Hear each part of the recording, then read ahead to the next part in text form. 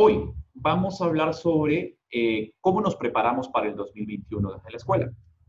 Y tenemos una agenda que toca 4 puntos bastante importantes que vamos a hablar sobre la calidad educativa, sobre el fortalecimiento y la capacitación docente y el bienestar de la comunidad educativa, sobre todo a nivel socioemocional, ¿sí? Antes que nada, permítame presentarnos a través de Canopy Lab. Canopy Lab es una compañía danesa de tecnología educativa que ha sido fundada en el 2015. Tiene oficinas en Copenhague, en Dinamarca, en Lima, Perú y en Ho Chi Minh, Vietnam. También tenemos oficinas o un equipo muy representado en Colombia a través de Natalia, en Bogotá. Y también estamos muy involucrados en el futuro del aprendizaje, combinamos fuertes principios de aprendizaje nórdico, porque es de ahí de donde venimos, es una compañía fundada en Dinamarca, con el aprendizaje adaptativo y una estructura de red social. Esta plataforma que nosotros desarrollamos, porque estamos muy involucrados en desarrollos tecnológicos, combina diferentes algoritmos de inteligencia artificial y aprendizaje automático. Canopy Lab introduce nuevos métodos de aprendizaje atractivos y colaborativos para cubrir la brecha de habilidades digitales del siglo XXI. Yo, quien les habla, soy Giancarlo Mena, yo soy el director de Canopy Lab para América Latina y para mí es un gusto estar con ustedes el día de hoy moderando esta mesa y estando acompañados también de los profesionales que nos acompañan el día de hoy. Permítame presentar a cada uno de ellos. Carla, gracias por acompañarnos. Gracias, Carla, por estar aquí presente el día de hoy. Carla Gamberini Cos, ella es directora para Latinoamérica y España de Manga High. Ella desde Manga High lidera proyectos de tecnología educativa, de EdTech, con escuelas públicas y privadas, así como con gobiernos nacionales y regionales. Asimismo, es cofundadora del espacio digital Educación.p, orientado a visibilizar las innovaciones docentes en transformación digital. Ella es magíster en Educación y Desarrollo Internacional de University College London, donde estudió con la beca Chevening del gobierno británico y es licenciada en Filosofía de la Pontificia Universidad Católica del Perú. Ella cuenta con 10 años de experiencia en educación, habiendo trabajado en el Ministerio de Educación del Perú como líder de la Política Nacional de Inglés para Escuelas Secundarias y de programas de fortalecimiento de capacidades docentes. Gracias, Carla, por estar aquí el día de hoy. También nos acompaña Franco Mozo. Él es CEO y cofundador de Enseña Perú. Él ha sido parte del comité consultivo y del comité de valores de la red internacional Teach for All, que congrega a organizaciones en 53 países que buscan acabar con la inequidad educativa. Ha sido jurado de los concursos Maestro que deja huella, que es un concurso de buenas prácticas docentes, y concurso de buenas prácticas docentes y Millennium Lab. Además, fue ganador del Premio Liderazgo para la Educación de la Universidad de Harvard en el 2018 y del Premio Tributo de los Profesores también de la Universidad de Harvard. Es también especialista en gestión del cambio, liderazgo y en formación de competencias, habiendo enseñado en la Escuela de Posgrado en la Universidad Pacífico. Franco, muchas gracias también por acompañarnos el día de hoy. Tenemos a Paola Boto Mainieri, que es coordinadora del programa Tratémonos Bien del Colegio Gimnasio Moderno en Colombia. Ella es psicóloga de la Pontificia Universidad Javeriana, especialista en psicoanálisis de niños y adolescentes de la Sociedad Colombiana de Psicoanálisis. Ella cuenta con más de 9 años de experiencia en consulta privada y maestra de preescolar. Gracias, Paola, también por acompañarnos el día de hoy. Asimismo, tenemos como parte del equipo de Canopy Lab a nuestra directora de aprendizaje de Canopy Lab para Latinoamérica, que es Erika Paredes. Erika es lingüista con estudios en educación por la Universidad Cayetano Heredia. Cuenta con amplia experiencia en la enseñanza superior y básica. Ella también ha colaborado en diferentes proyectos relacionados a la educación y tecnología. Erika, muchísimas gracias por estar aquí también. Y finalmente, Natalia. Natalia, que es nuestra responsable de alianzas y aprendizaje digital para Canopy Lab. Natalia es politóloga y especialista en educación bilingüe, más de 10 años de experiencia en docencia en ciencias sociales e historia. Diseñadora de cursos para estudiantes y docentes en línea. Los cursos se han enfocado en el aprendizaje autónomo y el desarrollo de habilidades que permitan trabajar con herramientas en línea. Natalia es también nuestra líder de 2 plataformas bastante grandes que tenemos enfocadas para docentes, que es Docente Lab y Teacher Lab, que es el homólogo en inglés, que hoy cuentan en conjunto con más de 20.000 docentes. Y creo que Natalia nos va a poder también compartir mucha de esa experiencia que ha ido viviendo a través de estos últimos meses, con todo esto que se ha estado viviendo de los cierres de escuela, sobre todo en el punto cuando vayamos a hablar sobre fortalecimiento y la capacitación docente, ¿no? Que eso es un tema muy, muy bonito. Entonces, comencemos nuestro café virtual. Y me gustaría, justamente hablando ahorita de capacitación docente, sí me gustaría empezar por Natalia, empezando por este tema tan interesante, porque en los últimos meses en los últimos 8 o 9 meses, hemos tenido acercamientos con muchos docentes de diferentes países de la región y hemos visto un patrón muy parecido. La brecha en ciertos casos es muy grande, falta bastante capacitación en herramientas digitales para los docentes. Sin embargo, también reconozco que los docentes han hecho una gran labor para poder ponerse al corriente de lo que se necesita para poder llevar clases a distancia. Definitivamente no ha sido fácil, no es fácil. Creo que el 2021 también va a ser un año de bastantes retos a nivel de los docentes, pero Natalia, quiero dejarte esta parte de la conversación en tu escritorio y quiero que nos puedas comentar un poco acerca de cómo ves el panorama de la formación docente, cómo lo has visto durante este año y cómo lo ves para el siguiente.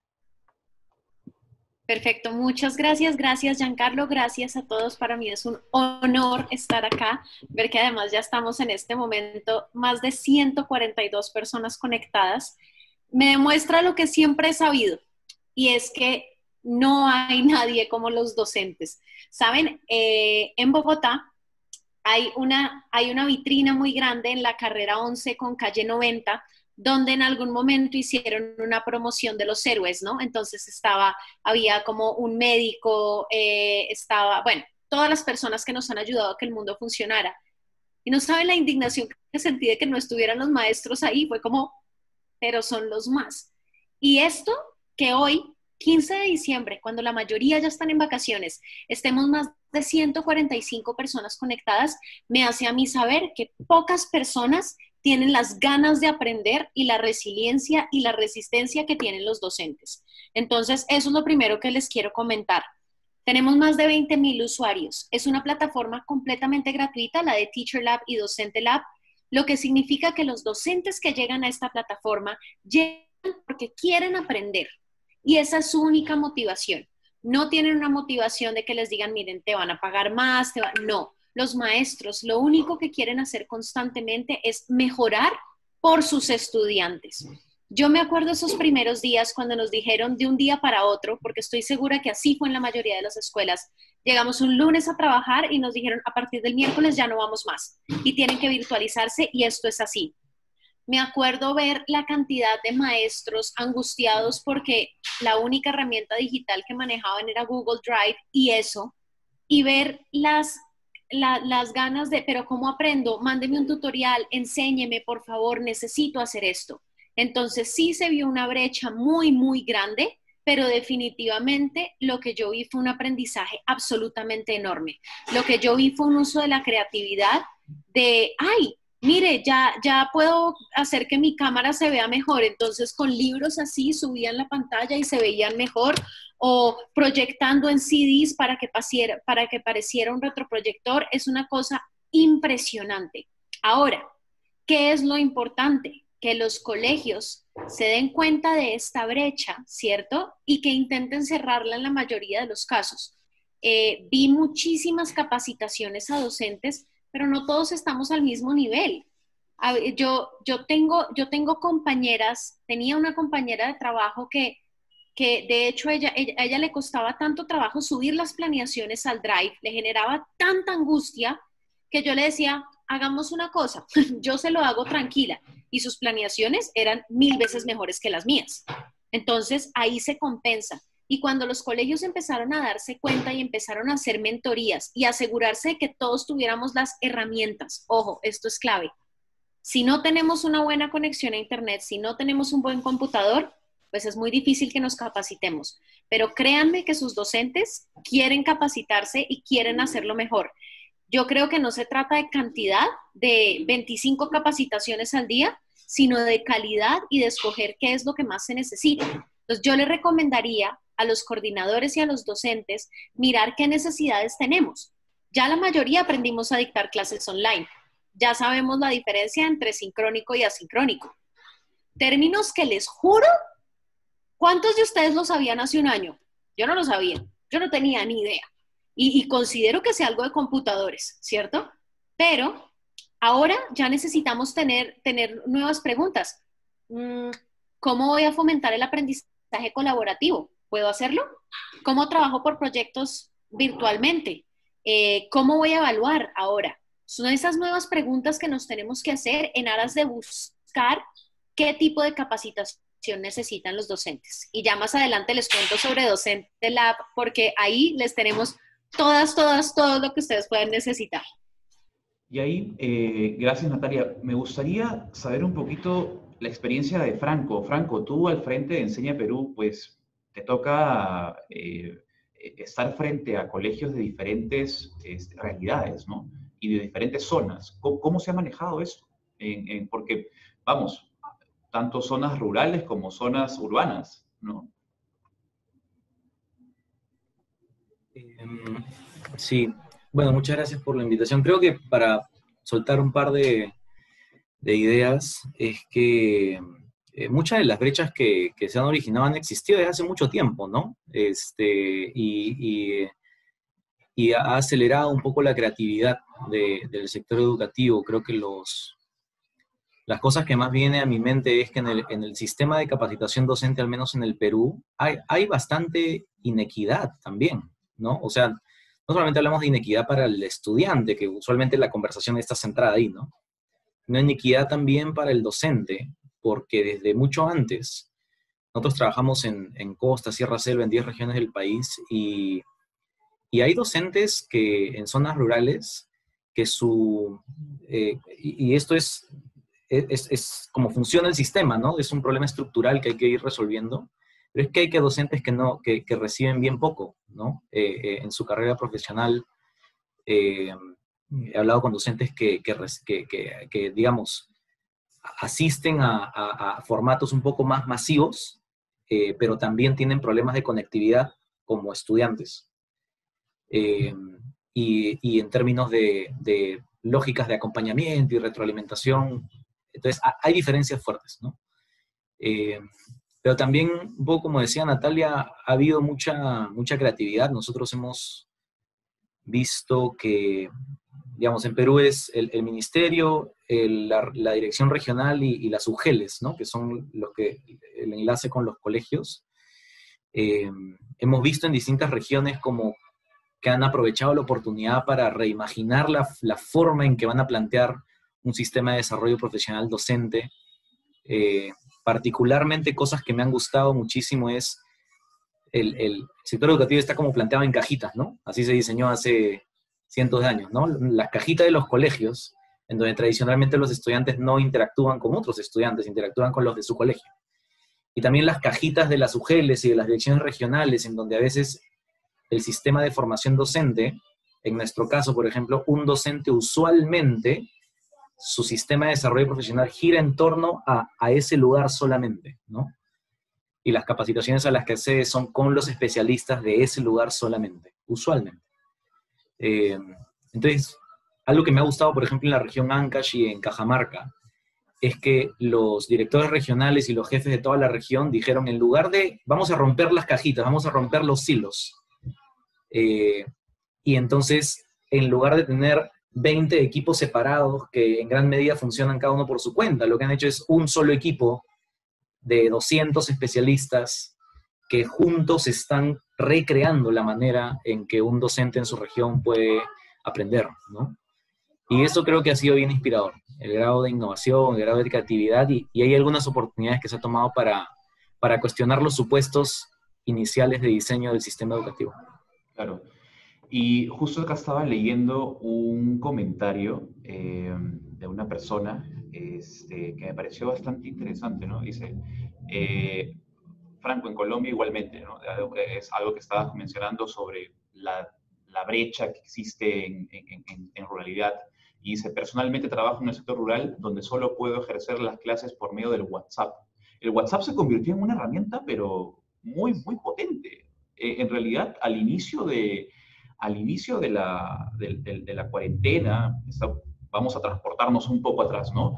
16 de marzo, sobre todo tú lo debes saber bien, Carla, que el día 16 de marzo llegaste al Perú y ahí te quedaste.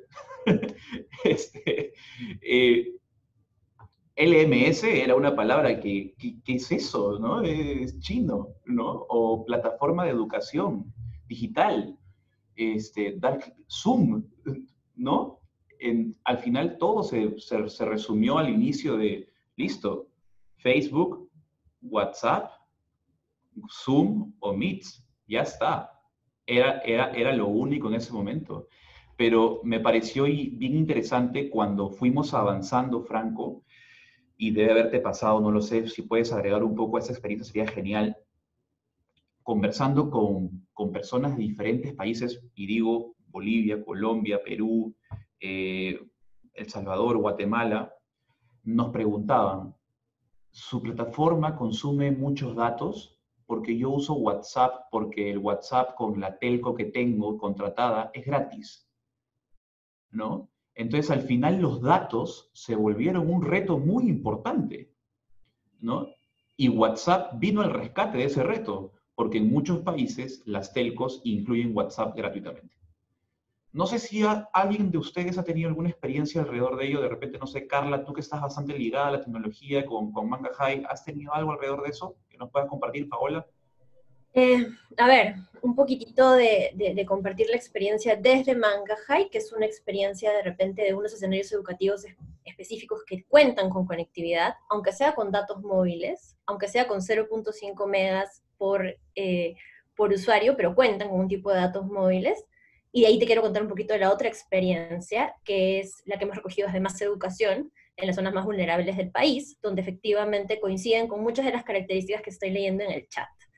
Entonces, a ver, primera experiencia, ¿no? Desde Manga High, sí, nosotros, digamos, trabajamos a nivel de 60 países, y en particular en Latinoamérica, era un año introductorio, y era un año que vino con COVID, ¿no? Entonces, vino con esta urgencia y este vuelco de muchos colegios latinoamericanos a decir, vamos a emplear tecnología. Y vamos a ir en este camino de transformación digital. Lo que se fue descubriendo en el proceso es que sí, además de herramientas y limitaciones de conectividad y limitaciones de equipamiento, en muchos colegios no había esta noción de lo que efectivamente transformación digital implica. O sea, fue una respuesta de urgencia donde, bueno, voy a llevar lo que hago en el presencial al medio digital y voy a de repente usar el WhatsApp, y en el proceso fue un autoaprendizaje que a mí me parece impresionante y realmente admirable de los docentes, de decir cómo voy transformando mi práctica. En el mejor de los casos se hizo en comunidad, se hizo en colectivo, con liderazgos pedagógicos desde las direcciones. En otros casos fue los docentes por sí mismos liderando su proceso. Entonces, por ejemplo, para el caso de Manga High, sí fue un obstáculo el decir, no tengo suficiente conectividad, pero sí fue un descubrir cómo con poquita conectividad podía emplear y podía fortalecer los temas de matemáticas mediante una plataforma mucho más integral. Y volviendo al ejemplo de WhatsApp, digamos, desde Más Educación he trabajado con colegios, o digamos, recogemos entrevistas y experiencias de docentes de las zonas más vulnerables del Perú, y hemos entrevistado Junín, Ucayali. Entonces, por ejemplo, ¿no? Tengo el caso de un colegio en el Urubamba, el Valle Sagrado, el Colegio Valle Sagrado, que efectivamente ellos habían iniciado una estrategia de tertulias pedagógicas. Recién la iniciaron en el 2019, donde los chicos fortalecían las lecturas y fortalecían la capacidad comunicativa. Bueno, se acabó la presencialidad y tornaron todo al WhatsApp. Entonces, emplearon una estrategia pedagógica muy interesante a través de audios de WhatsApp, en los que, bueno, los docentes mandaban algún texto, los chicos lo leían, luego por audios de WhatsApp se hacía esta tertulia, y luego se armaba colectivamente, ya usando otras herramientas que también fueron descubriendo en el proceso, una integración bien interesante, y se hacían los portafolios, ¿no? Entonces, este fue un caso. Otro caso que encontramos, por ejemplo, fue en Pomacancha, Junín, del docente Manuel Yali, que efectivamente no tenía conectividad. Y lo que hizo fue, más allá de crear solo una estrategia pedagógica, tuvo que crear todo un liderazgo en su comunidad, de articular, por ejemplo, con el tambo de la zona. Para los que no son de Perú, los tambos son los centros de recursos del Estado que hay en varios lugares súper alejados, donde solamente llega este centro, que tiene poquitísima conectividad, y el resto de la zona pues no tiene conectividad, y muchos de los sitios tampoco tienen electricidad. Entonces este docente articuló con este tambo para que sus chicos reciban conectividad y reciban impresiones del material a trabajar. Entonces, lo que se ha visto es realmente impresionante, y un poco volviendo a lo que Natalia decía, la resiliencia creo que ha sido una de las características más resaltantes en nuestros docentes. Este proceso, además resiliencia digital, ¿no? Este proceso donde me transformo, donde mi primer impacto es un shock, y digo, hey, ¿cómo hago? No puedo hacer esto, ¿cómo hago el aprendizaje a distancia? Para luego pasar del shock a una experiencia de ensayo-error, donde empiezo a probar pues que el WhatsApp, que el esto, que los padres no le dan la atención necesaria, o que, digamos, o que con los más chiquititos estos metodologías no me funcionan porque no son vinculantes, etc., hasta llegar a lo que efectivamente funciona como experiencia diferente en cada uno de mis estudiantes, y volver, digamos, a ir renovando el proceso hasta encontrar la solución, ¿no? Entonces eso ha sido bastante, bastante interesante. Genial. Y Paola, me gustaría tomar tu experiencia a nivel emocional, socioemocional, porque este ha sido un cambio que totalmente ha traído una disrupción a la labor docente, pero no solamente a la labor docente, ¿no? Sino también del estudiante, ¿no? El estudiante pasó de estar en un aula de clase donde podía compartir con sus otros amigos, amigas, y un día estuvo frente a una computadora todo el día, ¿no? Y eso totalmente es un momento de shock, impacta en las emociones. Y me gustaría abordar este tema de la brecha digital y todos estos retos que hemos visto a nivel docente, a nivel del bienestar emocional docente. ¿Nos puedes comentar algo sobre ello, por favor? Hola, bueno, buenas tardes para todos. Estoy encantada de estar aquí. Voy a contarles un poco la experiencia del lugar donde trabajo, que es el Colegio Gimnasio Moderno. Y pues yo estoy de coordinadora de un programa que se llama Tratémonos Bien, que está enfocado al buen trato y a la vida sana. Y este fue un momento muy importante para integrarnos como comunidad. Yo pertenezco al departamento de psicología, pero nosotros tenemos como, digamos, yo hago pues aparte de un programa específico, pero pensando en esto, Giancarlo, que tú me preguntabas, si es como nuestro lema, que somos más que un colegio, que muchas veces el gimnasio moderno se promueve así, fue pensar en que somos más que un colegio, en decir somos una comunidad, ¿cierto? Y creo que esto fue un momento para sentirnos comunidad y preocuparnos en decir dónde está el bienestar de nuestros maestros, no solamente a nivel de las experiencias que ustedes han contado de tecnología o de cambiar a sus clases virtuales, sino en el bienestar, en esta transformación humana, que ustedes lo hablaban poniendo la palabra resiliencia, y es cómo lo hacen los maestros precisamente para transmitirlo de manera significativa, importante y urgente a sus estudiantes y a los padres. Entonces, nuestro modelo, pues que ya lo hemos venido construyendo, se volvió sistémico en trabajar de la mano y hacer una alianza muy positiva con los estudiantes, porque obviamente los más afectados fueron los niños de preescolar, ¿sí? Porque ellos, aunque les gusta la tecnología, aunque se motivan mucho por juegos y por plataformas más lúdicas, el estar sentados en clase, el descubrir que su profesora también está en la pantalla, muchos les pareció divertido, otros sentían miedo, otros estaban cansados, otros necesitaron apoyo de sus padres permanentes, que muchos papás, no sé si es la experiencia también de ustedes, muchos papás apoyaban el colegio, resaltaron el trabajo del maestro, pero también fue un momento para conocer, digamos, el trabajo y no siempre pues encontrábamos buenas críticas, precisamente porque esto demandó a los papás acompañar en un tiempo pues muy estrecho a sus hijos. Entonces, esta transformación de niños en la pantalla, que siempre hemos dado recomendaciones específicas de cuánto tiempo deben estar conectados, cuáles son como las estrategias de cuidarnos en la red, pues se vuelve un trabajo muy particular en el moderno, y es decir, pensamos que si los maestros tenían esta transformación humana, también en un bienestar, entonces nosotros quincenalmente hacíamos un programa que se llamaba Maestros Fascinantes, dando rutinas específicas de trabajo para ellos mismos a nivel de bienestar emocional, de autocuidado, de bienestar físico, y asimismo fuimos integrando un programa que tenemos de educación de bienestar, donde integramos pues 8 habilidades puntuales. Voy a nombrarlas rápidamente, que es autoconocimiento, educación emocional, habilidades sociales, cultivar metas y sueños, descubrir el proyecto o el sentido de vida, la resiliencia, aprender a cultivar el bienestar físico y aprender la paz interna. Entonces miren que son 8 habilidades que las fuimos integrando dentro del currículo. Y diseñamos un programa específico para los directores de grupo.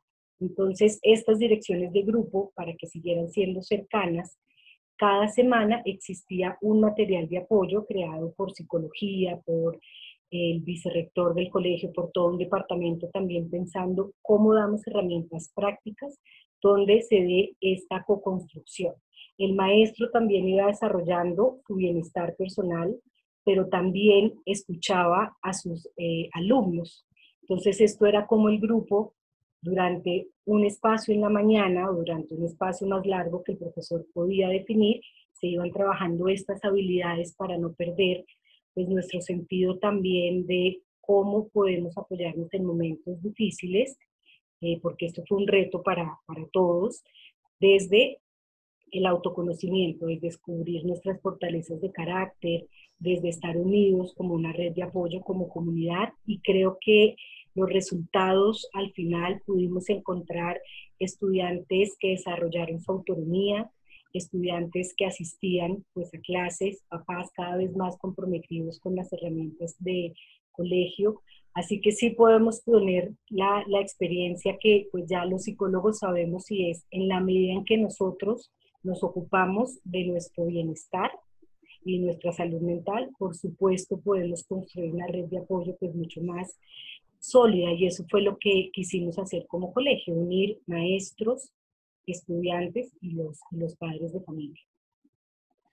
Y sumando a esta triada de estudiante, docente, padre de familia, Paola, según lo que estoy viendo y he estado leyendo bastante sobre qué es lo que va a suceder en el 2021, se puede observar que sí van a haber en algunos casos presencialidad, en otros casos semipresencialidad y en otros casos va a ser totalmente virtual.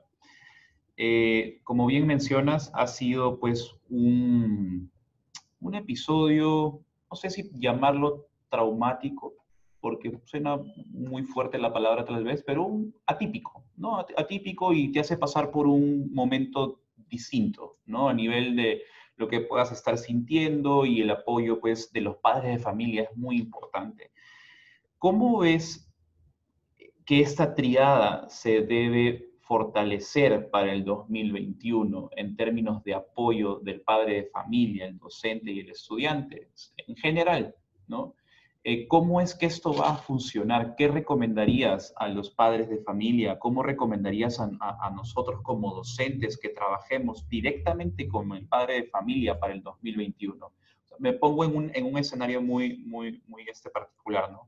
Imaginémonos, soy un docente, tengo un grupo de estudiantes a mi cargo y tienes que recomendarme cómo trabajar estrategias de apoyo con mis padres de familia para el próximo año. ¿Qué me recomendarías?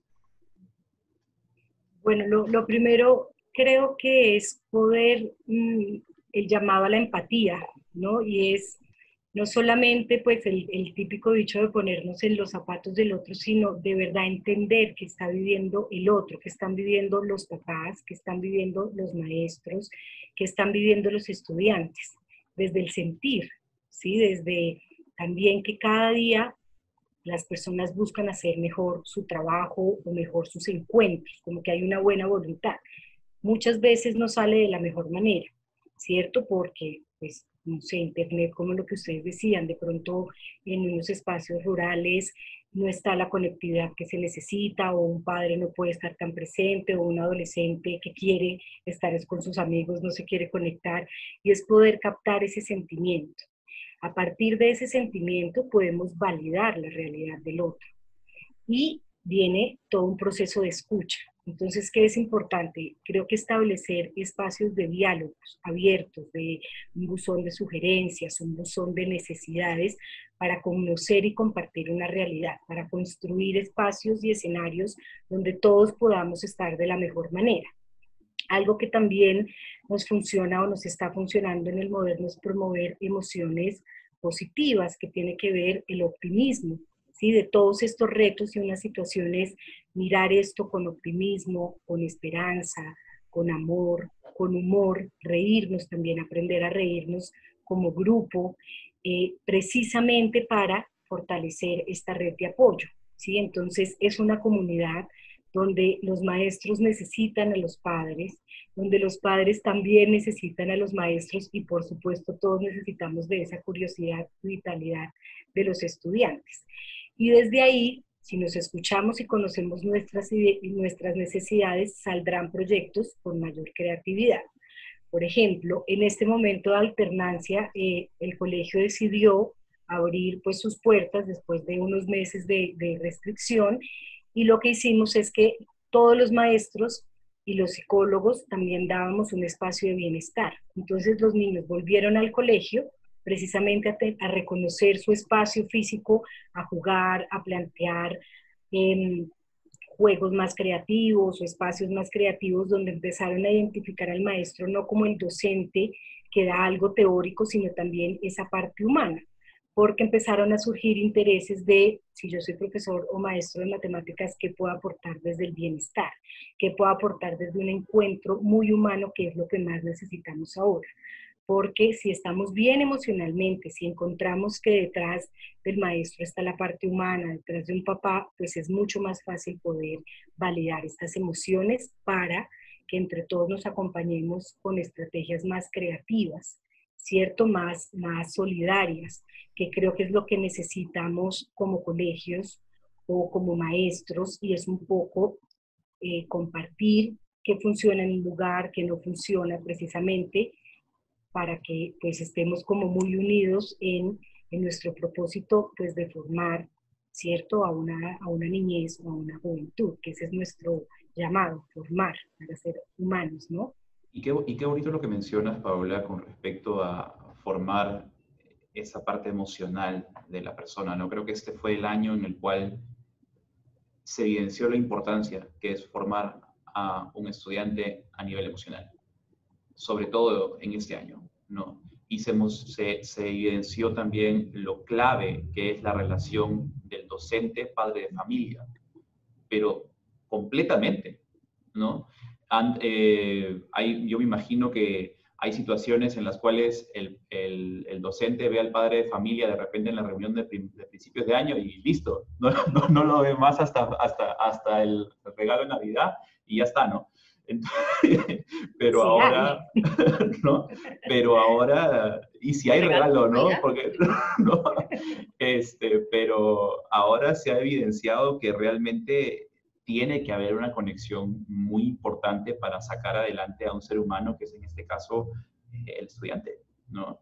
Y sobre todo, no un desarrollo emocional solamente del estudiante, sino que se evidencia, todo es un sistema, creo yo, ¿no?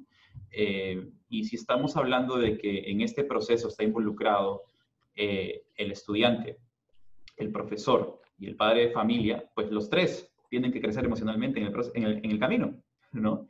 Y eso es algo muy, muy bonito.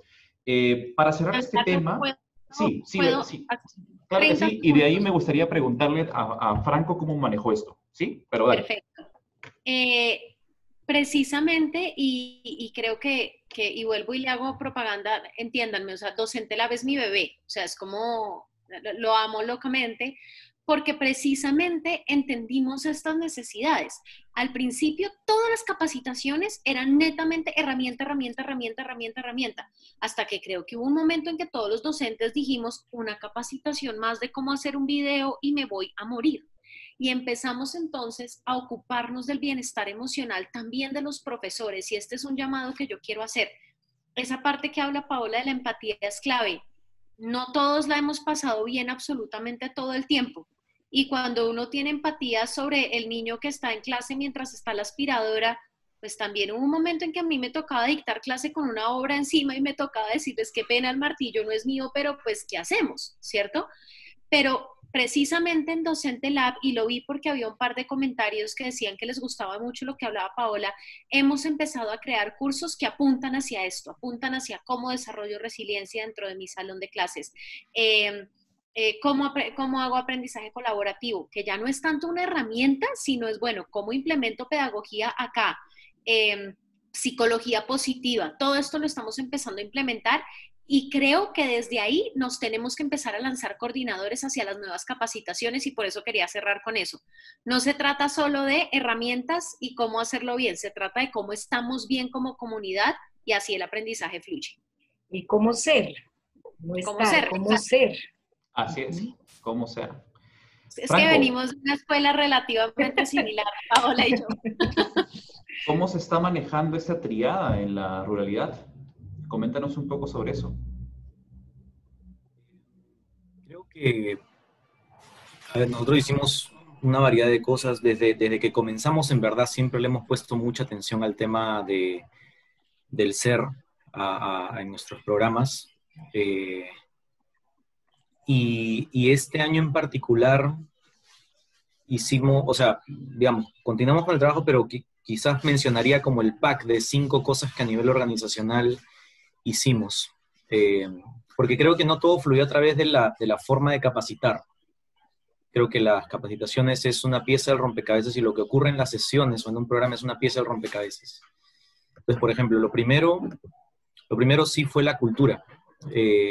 Co-creamos con la comunidad de Enseña Perú un grupo de 6 principios de cómo ser, justamente, ¿no? Inmediatamente cuando comenzó la pandemia, a lo largo de todos los programas que tenemos, creamos juntos un grupo de 6 principios. El primero de ellos era como uno sabe que no puede, nadie puede, esto no se afronta como con fórmulas, ¿no? Como, oye, haz esto y luego esto y luego esto y di esto y luego esto. Eso así no funciona, ¿no? Entonces creamos una capa más a la cultura durante este tiempo de pandemia. Y la primera parte de esa, el primer principio de los 6, era saber y actuar en torno a la noción de que cada persona a lo largo del movimiento de Enseña Perú iba a procesar esto de manera distinta y sin ser juzgado. Y entonces eso, había otro principio, por ejemplo, de poder estar muy consciente de tus privilegios, ¿no? En ese contexto, tener un trabajo es un privilegio. Tener una carga manejable familiar es un privilegio. Recibir un salario es un privilegio. Poder trabajar a distancia es un privilegio. Y cuando tú entras a un espacio, tú tienes que estar consciente de lo que vives tú y lo que viven otras personas, ¿no? Porque si no puedes cometer un traspiés y se puede comenzar a generar un ambiente no inclusivo de todas las perspectivas.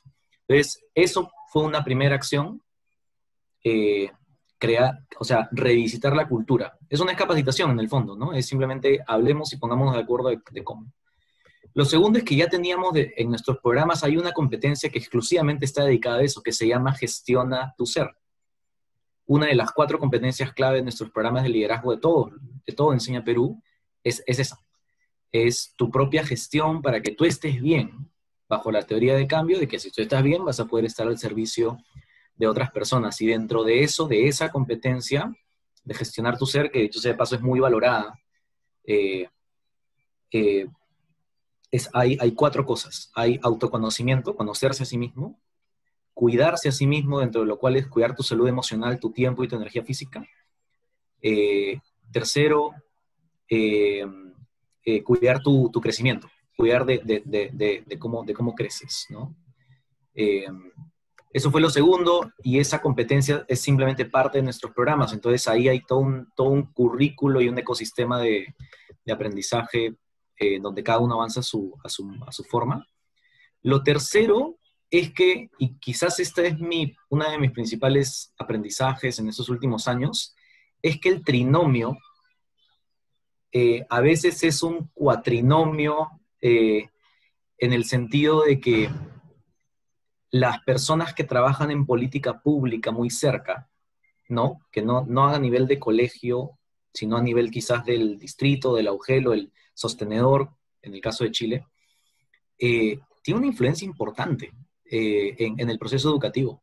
Y hemos visto que si no hay un alineamiento a lo largo de todos los niveles, al menos hasta ese nivel local, las iniciativas de con o sin tecnología, con o sin distancia, muchas de las iniciativas de docentes no progresan porque o se bloquean o no va con la norma, etcétera, ¿no? Entonces, trabajamos mucho para construir lenguajes comunes,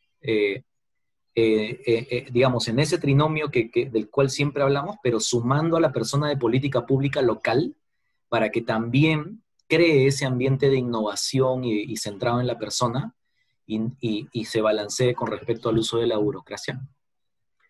Y lo último es que sí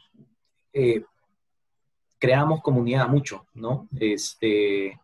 Juntábamos a docentes de distintas partes del país, como dice Natalia, no para hablar de técnica, sino para celebrar el progreso, para conectar con otras personas, para poder decir honestamente cómo estoy en lo personal, en lo profesional.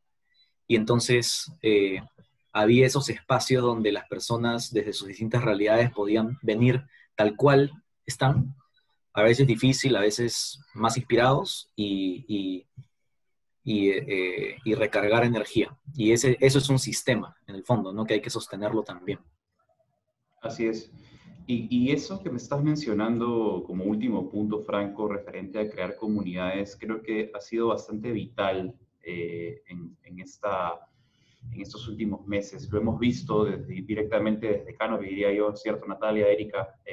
Formando comunidades que sostengan la labor no solamente de un docente, sino también de un estudiante, y no solamente tengas un soporte de habilidades duras, como puede decir Natalia, como, oye, aprende cómo hacer un video, aprende cómo hacer una clase a distancia, sino más bien un apoyo más emocional, un apoyo más de vamos a compartir de las diferentes realidades que cada uno tiene y aprender del otro también, ¿no? Porque a mí nunca se me hubiese, por ejemplo, al inicio, estamos hablando de abril, nunca se me hubiese pasado por la mente una pregunta del estilo para una plataforma tecnológica. Imaginémonos, ¿cuántos datos consume tu plataforma?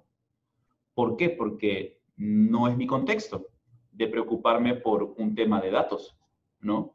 Entonces, pero cuando tienes empatía y ves los diferentes contextos, dices, wow, claro, existen comunidades que, por ejemplo, aquí en el Perú, y bueno, me imagino que en diferentes partes de la región, existen los planes de datos postpago y los planes de datos prepago, ¿cierto?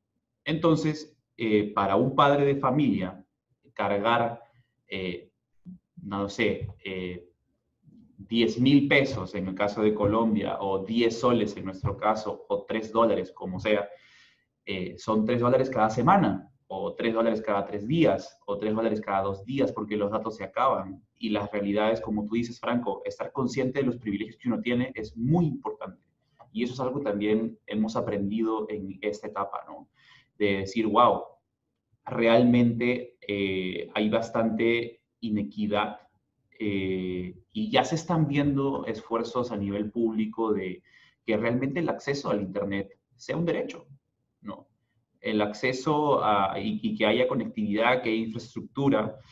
Y sí, estoy de acuerdo que más que una triada, sí, podría ser este cuatrinomio, como tú dices, ¿no? En vez de un trinomio, un cuatrinomio en el cual también involucras al sector público para que una iniciativa pues salga adelante y florezca, porque al final se estrella por no tener infraestructura, por no tener conectividad, por tener brecha, y bueno, por no tener simplemente lo que a veces uno puede decir, wow, agarro el celular, tengo conexión a internet, recibo mis mensajes, puedo entrar a YouTube, puedo hacer lo que sea.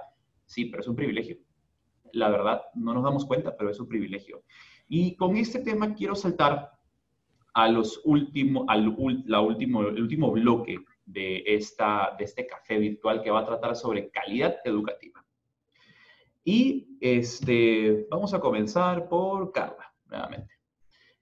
Carla, me gustaría saber, desde toda la experiencia que tienes con Manga High, estás muy metida en tecnología, has visto diferentes contextos, estás muy involucrada en temas de enseñanza, en este caso de matemática, a través de medios digitales, que es todo un reto, diría yo. ¿Qué debemos tener en cuenta para garantizar una calidad educativa? Voy a hacer una pregunta muy amplia, sé que vamos a entrar luego de repente en temas más específicos, pero ¿qué deberíamos hacer para asegurar una calidad educativa el próximo año, teniendo en cuenta que van a haber diferentes contextos, ¿no? Como que alternancia o presencialidad pura o simplemente digital puro, ¿no? O sea, virtualización completa. Coméntanos un poquito sobre ello, por favor. Sí, a ver, es un tema grandote, ¿no? Porque para garantizar calidad educativa hay bastantes elementos. A ver, voy a dar una mirada. Creo que es importante entender primero dónde estamos y volverlo a recalcar. Digamos, el COVID como crisis educativa nos agarró sobre otra crisis educativa ya existente en Latinoamérica, que era la crisis del aprendizaje. El Banco Mundial ha hecho reportes muy grandes y varias organizaciones internacionales también, de cómo habíamos crecido tanto en acceso a educación, sin embargo, este acceso, que ya por ejemplo en Latinoamérica en la mayoría de países para primaria era el 100% de acceso, para secundaria todavía no, pero habíamos crecido tanto en esto, sin embargo la inversión y el foco no se había puesto en la calidad de aprendizajes, es decir, los niños y niñas iban a la escuela sin necesariamente estar aprendiendo. Y sumarle un poquito más a eso incluso lo que Paola decía, sin estar fortaleciendo las competencias socioemocionales tampoco, cosa que no fue medida. Digamos, el PISA mide matemática, ciencias y comunicación, sin embargo no mide socioemocional todavía de manera generalizada. ¿No? Entonces, digamos, faltaban muchas cosas en calidad. Sobre esa crisis nos agarró el COVID y nos trasladó a un aprendizaje a distancia que ha afectado lo que ya habíamos avanzado un poquito en calidad. Estudios, por ejemplo, en Chile, y me parece importante resaltarlo porque hay varias personas de Chile que he leído en el chat, hicieron un estudio, por ejemplo, el Ministerio de Educación este año con el Banco Mundial, y se ha comprobado que básicamente el aprendizaje a distancia multiplataforma, que muchos países de Latinoamérica hemos intentado como emergencia de respuesta, solamente va a poder mitigar entre 12% y 30% de aprendizajes en el mejor de los casos. O sea, tenemos un montón de calidad perdida. Puesto este contexto, no es insalvable. Entonces, ¿qué hay que hacer hacia el 2021? Y pensándolo, y aquí retomo un poco lo que Franco dice, porque no es solamente es que puedo hacer desde la escuela, sino que puedo hacer en esta articulación de escuela, autoridad educativa, familia, y por supuesto, todo centrado en el estudiante. Entonces, ¿qué se puede hacer para calidad educativa? Digamos, yo siempre resalto 3 elementos. Digamos, estudios internacionales históricos han comprobado que la calidad educativa básicamente, y el impacto más fuerte lo tiene el docente. El docente es el actor facilitador del aprendizaje que tiene la mayor fuerza para impactar no solamente en los logros de aprendizaje de los estudiantes, sino en la trayectoria de vida de los estudiantes. Entonces, la primera, en ese sentido, la primera mirada sería poner el énfasis en calidad en el fortalecimiento docente. Hoy tenemos un docente que tiene que transicionar de lo presencial, de que la mayoría de docentes probablemente fuimos educados en una presencialidad, en una formación inicial docente que nos educó para trabajar en este plano, con alguna integración de herramientas digitales, pero no tantas. Entonces, hoy poner el foco en fortalecimiento de este docente en competencia digital, pero competencia digital no quiere decir usar Zoom, usar WhatsApp, sino quiere decir en cómo liderar esta transformación de la experiencia presencial que era significativa hacia tornarla significativa en el ámbito de lo semipresencial o la virtualidad. Y en ese sentido incluso llegar a fortalecerlo en herramientas que permitan que los niños sean más autónomos creando contenido, o sea, pensar en algo ya mucho más innovador. Desde Mangahai, por ejemplo, con una plataforma basada en el juego, trabajamos mucho el tema de fortalecer al docente en su autonomía y flexibilidad para asignar actividades de manera personalizada y poder, digamos, jugar dentro de un enfoque y dentro de un marco curricular, sí, pero poder jugar de acuerdo a las necesidades de cada estudiante, y a la vez el juego permite fortalecer esta autonomía en el proceso del aprendizaje del estudiante, haciéndolo mucho más consciente, esto que llamamos la conciencia del propio aprendizaje, y por ende el estudiante asume la responsabilidad. ¿Por qué? Porque el juego lo anima, lo motiva, o la motiva a los estudiantes, y permite avanzar de manera progresiva, siendo consciente de los desafíos que me encuentro, de cómo los avanzo, de nuevos mecanismos que encuentro para superar el desafío, y de esa manera camino, digamos, aprendiendo esta autonomía. Eso en términos de docente, y ahí fui caminando un poquitito hacia estudiante, que es que lo segundo y más importante, creo, para fortalecer calidad educativa en la escuela, es que el recurso que yo use para esta semipresencialidad o virtualidad total, tiene que ser un recurso que tenga una mirada centrada en el estudiante. Entonces, en ese sentido, y aquí vuelvo a evocar a Mangahai porque es lo que yo conozco así de memoria, y pienso también en recursos como los que Natalia hablaba, de Docente Lab, que seguramente viene en este enfoque. El enfoque es centrado en el estudiante. Entonces, en ese sentido, el enfoque del recurso no es simplemente usar una plataforma que sea divertida por un ratito, o simplemente usar una plataforma que, no sé, traiga puros videos y que sea aprendizaje muy, digamos, en ese sentido, no tan activo para los chicos, sino pensar en una plataforma que le permita al estudiante ir desarrollando esta mentalidad de crecimiento y conectarse también a fortalecer competencia socioemocional. Entonces, en ese sentido, una plataforma que te permita perseguir actividades, que te continúe motivando y que tenga espacios de interacción. Entonces, por ejemplo, lo que identificamos mucho en la pandemia fue que los chicos se sentían muy solos, muy solos. Esto ha sido un choque muy fuerte para ellos, y desde Mangahai lo que hicimos, por ejemplo, fue introducir fuerza a este mensaje de comunidad del aprendizaje de matemáticas. Entonces ya no eras tú frente a tu ejercicio o a tu juego de matemáticas, sino eras tú que tenías visible todos los otros estudiantes del mundo entero que estaban jugando contigo en Mangahai, tenías listas donde tú eras participante de una comunidad de tu país, de tu escuela, pero también internacional, en la que los chicos decían, esto les daba a ellos muchas ganas de sentirse conectados, y llenaba esta carencia. Y así mismo con las familias conectaba muchísimo, porque las escuelas usaban este juego de comunidad, competencia en matemáticas, para conectar con padres. Entonces teníamos, por ejemplo, una experiencia linda de colegios que usaron Mangahai para hacer todos los viernes un pizza night, esto fue en Brasil, un pizza night con estudiantes y familias. Mientras jugaban matemáticas, todos estaban en un Zoom y se conectaban de manera simultánea, y jugaban y competían entre países y entre colegios. Entonces, digamos, esto es el segundo elemento. Y el tercero, y esto es más importante, focalizado a escenarios educativos donde todavía efectivamente no se tiene el privilegio de contar con conectividad, que yo también estoy totalmente de acuerdo que es un derecho. En escenarios educativos donde no se tiene ese privilegio, pues pensar en fortalecimiento y en recursos que permitan un aprendizaje integrando la tecnología, pero de manera offline. Hay tantos recursos para ello. Cabe mencionar el caso, por ejemplo, de un docente con el que he tenido la oportunidad de conversar mucho y trabajar mucho para Más Educación, que es un docente de Cajamarca, de la zona de Nuevo Porvenir, el profesor Guillermo, que de hecho fue nominado entre los 50 mejores profesores del mundo por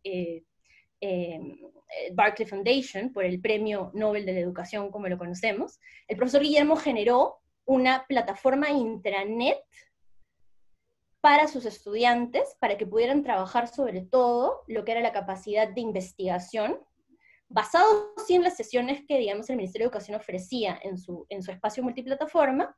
Sin embargo, él profundizaba dando mucho contenido en esta plataforma intranet y la repartió a digamos, la hizo llegar a cada una de las casas mediante un servidor pequeño que instaló en la escuela. Estamos hablando de una escuela unidocente, multigrado, de 8 estudiantes, donde el alcance es difícil, donde no hay conectividad, y lo logró, y trabajó con herramientas offline. Así que, digamos, en ese sentido, un poco redondeando, calidad educativa, creo que se trabaja mucho con, digamos, se tiene que fortalecer al docente, se tiene que elegir el recurso adecuado para el escenario educativo adecuado, y siempre recordar que ese recurso y la propuesta pedagógica de transformación sea centrada en el estudiante y focalizada también en construir la competencia socioemocional. En este caso me gustaría complementar un poquito lo que Carla ha mencionado con respecto al fortalecimiento docente. Creo que este año, como ya lo han mencionado todas las personas que nos acompañan, hemos estado en este proceso de ensayo y error y ver cuáles han sido nuestros mejores aprendizajes, cuáles son las fortalezas que hemos sacado de este proceso de este año, y lo que nos pone a nosotros como docentes, qué nos toca hacer para el 2021, qué más tenemos que ir resolviendo, asistiendo, prácticamente fortaleciendo nuestras competencias. Y algo que menciona Carla es las competencias digitales. Las competencias digitales docentes, creo que es importantísimo que nosotros los conozcamos, que sigamos trabajando para seguir fortaleciendo o desarrollándolas. En muchos países ya cuentan con tienen un marco de competencias digitales docentes que pueden apoyarse en Perú, en México, en Chile cuentan con un marco, y si no tienen conocimiento de ello, los invito a buscar información. UNESCO en el 2008 sacó un marco de competencias digitales docentes que podemos tener, que creo que es un documento muy valioso, que como docentes deberíamos recurrir para poder ver. Hemos hablado tanto de competencias digitales, pero ¿cuáles son? ¿Qué criterios tenemos nosotros como docentes para decir, estoy bien, tengo una competencia intermedia, una competencia nivel alto? Entonces creo que es importante también que como docentes sigamos fortaleciendo ese aprendizaje que ya lo tenemos. El próximo año es para poder nosotros seguir mejorando por ese lado. Existe en este documento que ya les he mencionado de la UNESCO 2008, pero también pueden ir a algunas evaluaciones que están en línea, que te permiten ayudar para saber cuáles son tus habilidades docentes y en qué nivel te encuentras. E incluso las respuestas de esta evaluación te dan como algunas pautas para que puedas tú saber cómo puedes ir fortaleciendo estas habilidades, ¿no? Eso es algo que quería compartirles, y le doy la palabra a Giancarlo. Gracias, Eri. En realidad sí me parece bastante importante lo que has mencionado sobre el marco de competencia digital docente, porque existe uno dado por UNESCO, está súper bueno. Creo que tuvimos un espacio también a principios de este año, finales del anterior, en el cual le dimos una revisada bastante extensa y está muy completo. Así que efectivamente los invitamos a que revisen este documento, entren a Google, a San Google, y pongan ahí Marco de Competencias Digitales UNESCO, y les va a aparecer, me imagino, en los primeros 3 puestos de búsqueda, ¿sí?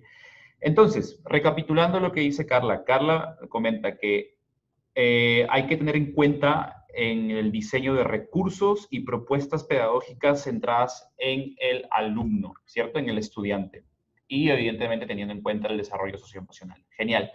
Perfecto. En tu caso, Natalia, ¿qué opinas tú? Me gustaría saber qué opinas referente a qué deberíamos tener en cuenta referente a la calidad educativa para el 2021, desde tu punto de vista. Yo creo que desde mi punto de vista tenemos que volver a lo básico, ¿sí? Tenemos que acordarnos que cada vez más se trata de un desarrollo de competencias y habilidades y no necesariamente de los contenidos. Seguimos supremamente pegados de los contenidos. ¿Cómo no se van a saber todos los emperadores romanos? ¿De verdad? ¿Cuántas veces lo han usado? Yo lo he usado como para un crucigrama. Y ojo, no soy profesora de historia y de historia romana, entonces no me fusile por mi comentario. Pero ¿no sería más importante aprender, qué sé yo, cómo fue el desarrollo de los debates en Roma y eso cómo trasciende? Entonces, creo yo que para mantener la calidad educativa se trata de repensar nuestro currículo y dejar, claro, hay conceptos claves y yo lo digo un poco como los conceptos estructurantes, estas cosas que sí o sí tienen que saber los alumnos, pero enfocarnos más en habilidades y en competencias. ¿Qué pasa si de verdad, o sea, ustedes creen que va a ser terrible si hay un grupo de niños que no sé, de verdad, no se sabe todos los emperadores y no se sabe los 3 más importantes? Estoy de acuerdo con lo que pone Sandra, hacer de las clases más significativas. Y lo conecto rápidamente con una pregunta que se me hizo muy interesante de Patti, que decía, ¿cómo evalúo que el aprendizaje sea significativo? Va con tu pregunta también, Giancarlo, y es, volvamos a enfocarnos en el proceso, por favor. El proceso es lo más importante, no el resultado. Si yo solamente dejo tareas y exámenes que me midan el resultado, yo ahí no sé si hay un aprendizaje significativo. ¿Por qué? Pues, bueno, en mi caso, si fuera matemáticas, hay que lo haga mi hermano. A mí me iría pésimo, ¿cierto? Pero si yo me estoy enfocando en el proceso, si lo que estoy haciendo es un proyecto donde constantemente me está mirando de manera formal e informal mis aprendizajes y yo doy cuenta de mi aprendizaje, lo que hablaba Carla, que el estudiante mismo autogestione su aprendizaje, vamos a lograr hacerlo muy, muy, muy bien. Aprendizaje que sirva para la vida, de acuerdo, conectar todas las cosas, valorar el proceso, valorar todas las cosas que suceden dentro de mi clase. Yo tendría eso en cuenta y haría una reestructuración del currículo y es decir, bueno, más que los contenidos, nos vamos a enfocar en competencias. En últimas, eso es lo que hace el modelo nórdico de aprendizaje. Si ustedes miran un poco cómo es el modelo nórdico, finlandés, escandinavo y demás, que además nos llevan unos añitos en pruebas PISA, ¿no? O sea, es duro. Y ellos se enfocan más en pura competencia, pura habilidad, puro proyecto, puro proceso. Y dejan de lado tanto contenido. Eso sería lo que haría yo. Y comentando acerca de esto, Natalia, no sé, yo he estado reflexionando bastante alrededor de este año en diferentes dimensiones, aristas, diría yo. Y para mí el proyecto educativo de este año tuvo un nombre, ¿no? Y se llamó COVID-19. Ese fue el proyecto educativo del año para el docente que lo supo aprovechar. Porque realmente ¿Usted no sabe lo fácil que fue enseñar la peste negra con el COVID? Fue maravilloso. Porque es que es interesante, ¿no? Generas tantas competencias alrededor de un proyecto como tal. Tienes matemáticas, tienes de razonamiento lógico, tienes de todo, o sea, involucrado en un proyecto como tal, ¿no? Vi incluso en un momento por YouTube un profesor peruano, no recuerdo el nombre ahorita, pero enseñaba matemática con las estadísticas del COVID. Y fue muy, muy, muy conocido. En un momento dado, tuvimos una conversación. Marco Loret de Mola. Marco Loret de Mola, ahí está, Marco Loret de Mola. Y enseñaba matemáticas con las estadísticas del COVID. El tipo salió en televisión, ¿no? Y si se podía enseñar matemática alrededor de eso, se podía enseñar diferentes cosas, ¿no? Incluso lo que dice Paola, ¿no? Cómo desarrollar el ser. Oye, tantas cosas que nos ha hecho vivir este proyecto educativo llamado COVID-19, que estoy muy seguro que este ha sido el año, el año en el que realmente más hemos aprendido en diferentes aristas, en diferentes campos. No solamente hemos aprendido cosas crudas y duras como hard skills, sino soft skills, ¿no? Entonces ha sido un proyecto muy rico, creo que nos ha enseñado mucho. Creo que el próximo año, si me preguntaran a mí cómo abordarlo, es eso, ¿no? El proyecto educativo del próximo año se llama Post-COVID-19, ¿no? ¿Y qué más viene? qué tipo de habilidades tengo que desarrollar para poder ahora enfrentar los próximos años que vienen, porque los próximos años son bien interesantes, son muy, pero muy interesantes. Hace poco, no sé si han escuchado, de repente me estoy yendo un poquito del tema, pero el agua ha comenzado a cotizar en la bolsa. Y eso por ejemplo, debería tocarse en el aula de clase, ¿no? Y se debería tocar como un punto de qué es lo que involucra todo esto. Y justo en el año del COVID. O sea, hay tantas coyunturas que pasan en el día a día que pueden tocarse en el aula de clase y cómo eso impacta en la vida de hoy, en el día de mañana, ¿no? Perdón, yo también. No, adelante. Muy chiquitito, ahí quería agregar un ejemplo muy claro que sucedió en Perú y que probablemente sucede en otros lugares de Latinoamérica. Ojalá que no, pero hace muy poco tuvimos una crisis política muy fuerte que llevó pues a manifestaciones sociales en las calles, y se vio mucho en redes, a ver, la aproximación desde la escuela, desde el aula virtual hoy, porque en Perú mayormente 90%, 99% de escuelas están todavía en virtual, de que había mucha, digamos, por un lado habían docentes haciendo cosas innovadoras para coger justamente el tema de movilización social, activismo juvenil, liderazgo juvenil, hacerlo, digamos, transversal, poner casos de Chile, casos de otros lados, para trabajarlo en el aula, pero en paralelo se vio también escuelas que de manera institucional prohibían hablar del tema. Entonces, para mí fue muy interesante. De hecho, desde maseducación.pe nosotros generamos un recurso pedagógico libre para los docentes, para que ellos pudieran hablar de las movilizaciones sociales desde un punto de vista positivo, aprovechando aprovechando la coyuntura para efectivamente, como dice Giancarlo, coger un proyecto a partir de ello, un proyecto, por ejemplo, de incidencia social, un proyecto desde cómo la voz del estudiante puede transformar la comunidad, etcétera. Entonces es muy interesante lo que comentas, porque claro, en algunos casos se usó el COVID, etcétera, y en otros casos hay temas coyunturales muy específicos que se tienen que hablar en la escuela, y como tú dices, que se tienen que hablar en la escuela y se puede hablar en la escuela para estudiar la historia, pero sobre todo para impactar en la formación de competencias de pensamiento crítico, de ciudadanía, socioemocionales. Entonces es que es muy importante ir integrando eso a la escuela. Totalmente, y formar agentes realmente, esa palabra cliché, ¿no? Agentes realmente de cambio, que entiendan el ecosistema en el que están viviendo, ¿no? Y eso es algo muy potente, realmente. Erika, ¿ibas a comentar algo? O Yo Paola, quería complementar algo, y es el sentido que tiene toda la información o todos los contenidos con la vida de cada persona.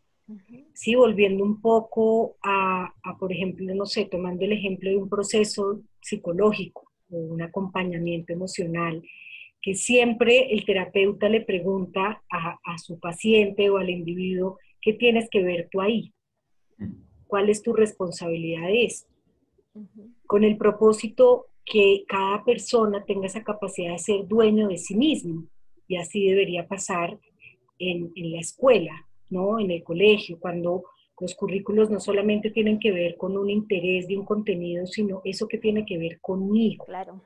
Cómo me aporta como sujeto, como joven, como niño, como parte de una familia, para que precisamente las habilidades socioemocionales pues tengan sentido, y es que tiene que ver desde mi autoconocimiento, ¿cierto? Que tiene que ver con las emociones que siento frente a un tema, frente a algo político, frente a las matemáticas, frente a la historia, cómo me lo imagino.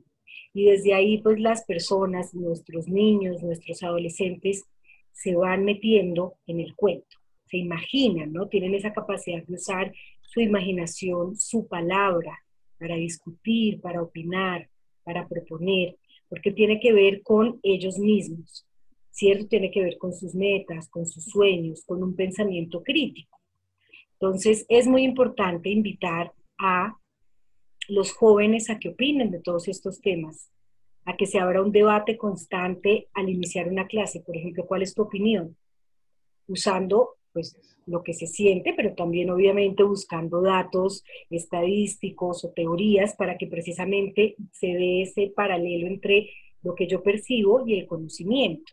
Entonces, los jóvenes y los niños les estamos dando una capacidad de pensar, ¿cierto? Eso es lo que necesitamos darles, herramientas para pensarse a sí mismos y para pensar en un entorno, en un otro. Porque creo que ese es uno de los retos que nos hizo esta pandemia, y es no solo pensar en nosotros mismos, sino en un otro.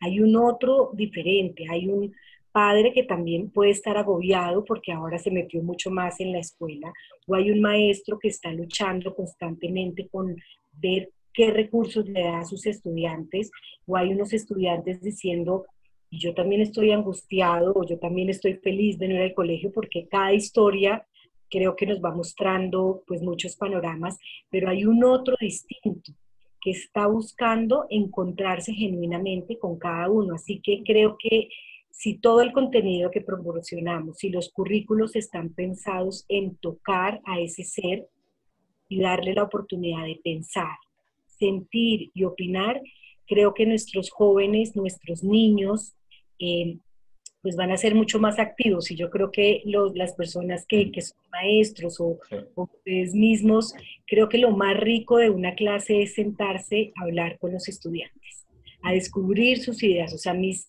mejores ideas de los proyectos, de este proyecto Tratémonos Bien, que les decía, pues tiene temas muy complejos, ¿no? El bullying, por un lado, y prevención, por ejemplo, de sustancias psicoactivas enmarcados desde una vida saludable.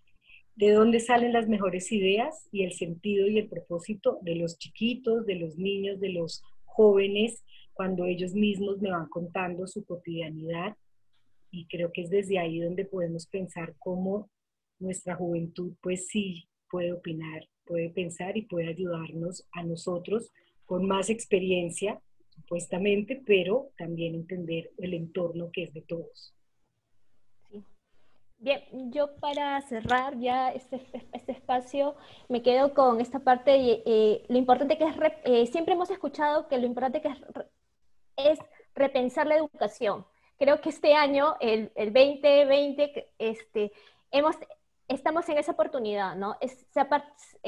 A empujones en algunos casos, realmente tenemos que repensar la educación y ver que, como lo he mencionado, ajustar esos currículos que tenga que ver más con el conocimiento del estudiante, cuáles son las necesidades que tenemos que atender y no tanto cuál es el conocimiento académico que debemos llegar al finalizar el 2021. Entonces, esa es la misión que todos los docentes y todos los que estamos involucrados en educación, es que realmente, genuinamente, repensemos la educación y que comencemos a trabajar por ello para que el bienestar de nuestros estudiantes y nosotros también como profesionales de educación estemos a la altura de lo que nuestro mundo necesita, ¿no? Entonces, con eso quiero terminar.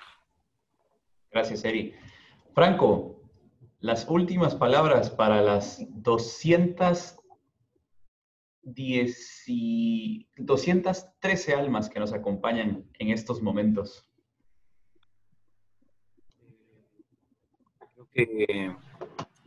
Mi primera palabra sería gracias, creo, porque creo que, volviendo un poco a lo que comentamos al inicio, estar juntos es especialmente importante en esa distancia que vivimos hoy día. Entonces, siempre comienzo y termino agradeciendo a las personas que se han unido a este espacio.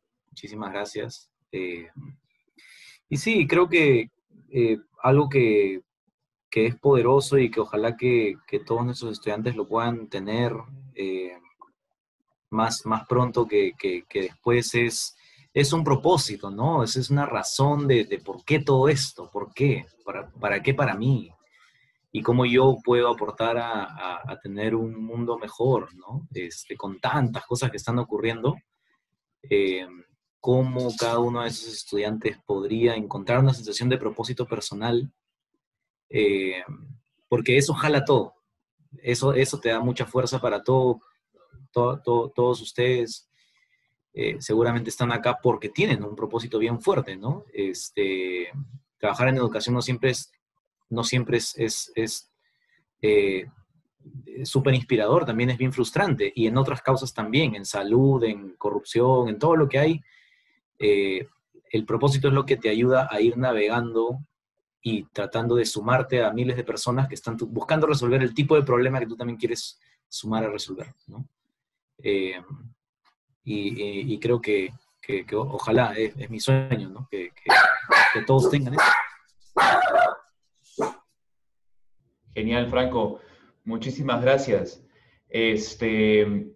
Natalia, te voy a dar la palabra a ti en estos momentos. Yo sé que te encanta, pero te voy a dar una parte que yo sé que te gusta más, que es esta. ¡Oh, sí! Muy bien. Bueno, mis queridas 190 y yo no tengo ni idea, yo soy muy mala para sumar y restar. Bueno, ahora sí llegó mi momento favorito de todos los webinars. Lo y sé, es lo siempre sé. invitarlos. Tú lo sabes, yo vibro, Giancarlo. Es invitarlos a este gran proyecto. Pero como además todos se han quedado conmigo un ratico, quiero contarles cómo nace.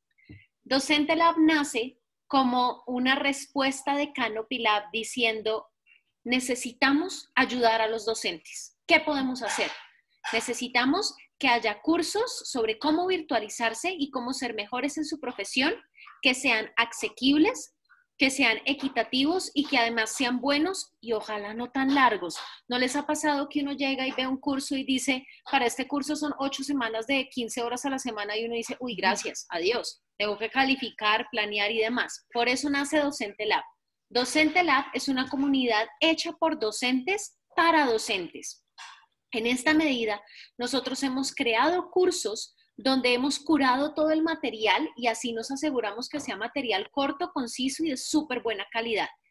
¿Por qué me gusta tanto Docente Lab? Porque ustedes escogen los cursos que quieren tomar, escogen el momento en el que lo toman y tenemos microcursos que pueden llegar a, usted puede, por ejemplo, hacer un curso sobre cómo evaluar el trabajo de sus alumnos digitalmente y lo puede hacer en 2 horas. Imagínense esa maravilla. Les hicimos todo el trabajo de buscar entre todas las herramientas cuáles son las mejores y las gratuitas. Entonces es una maravilla. Por favor, únanse a Docente Lab. Lo único que necesitan es un correo electrónico. Es 100% gratuita. Y ya les comparto el link, claro que sí. Y además de eso, tenemos constantemente personas que estamos dentro de la plataforma y pueden interactuar con nosotros.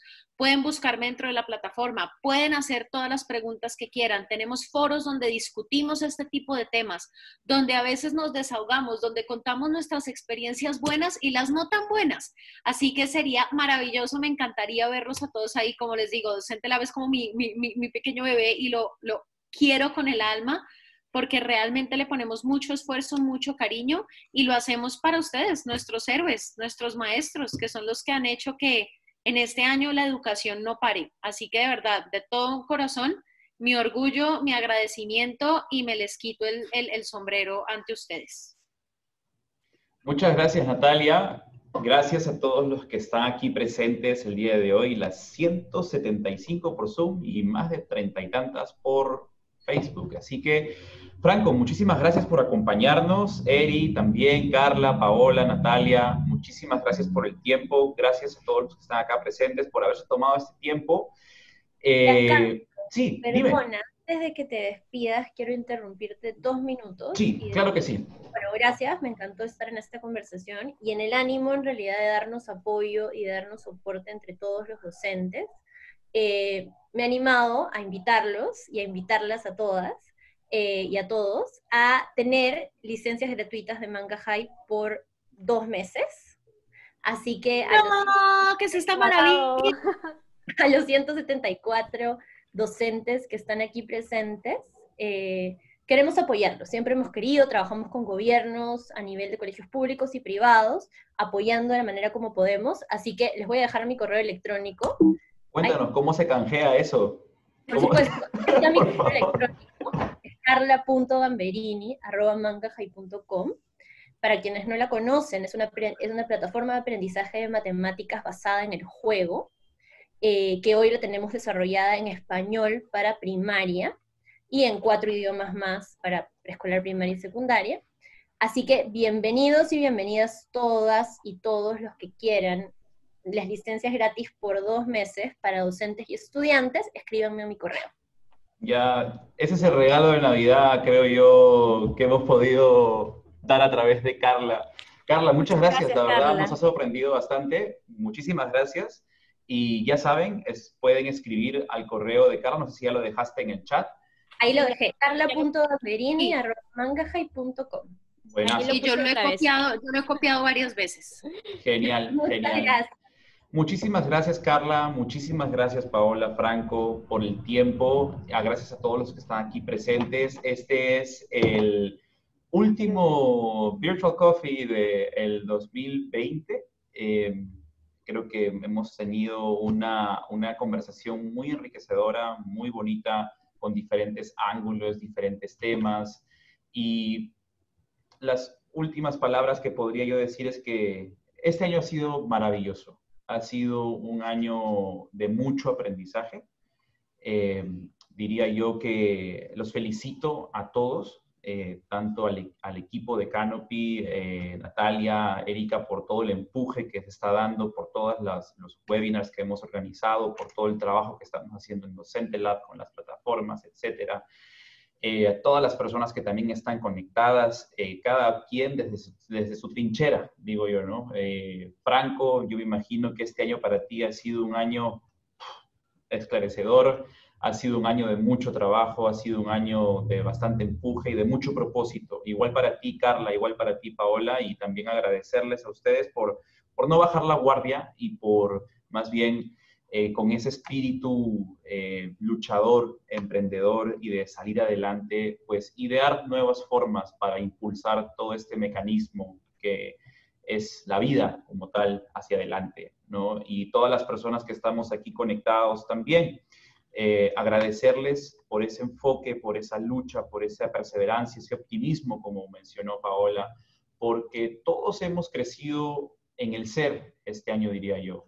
Todas las personas hemos pasado por retos, hemos pasado por alegrías, hemos pasado por momentos tensos, creo que por primera vez algunos hemos tenido que estar en casa por mucho tiempo, obligados por los cierres y por un tema también de salubridad, pero han sido etapas totalmente distintas y cada uno las ha sobrellevado lo mejor que ha podido. Y eso es algo que sí me gustaría que se lleven todos.